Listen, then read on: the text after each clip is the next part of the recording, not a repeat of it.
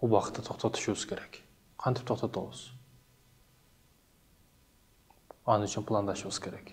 Билесизби, жаштык учурда жаз мезгилдеринде, июнь, июль, август айларында талаларга чыгып, тамеки терип, жүгөрү чаап, кыйналып иштеген учурларыңызда убакыт эч эле өтпөй коет эле да.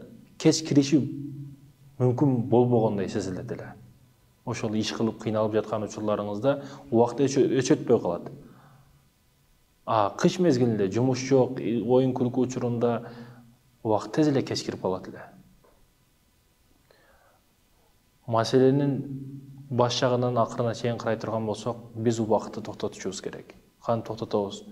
Жакшы нерселерди, жакшы амалдарды кылуу менен.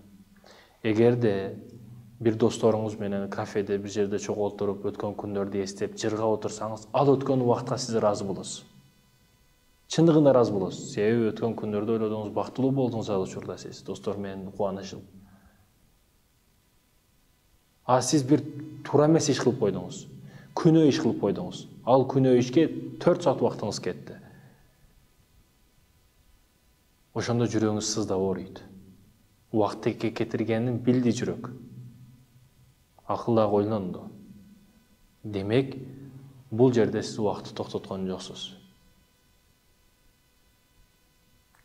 Ошондуктан биз амалдарыбыз, жакшылыктарыбыз, жакшы иштерибиз убакытка байланган, убактыбыз өмүр.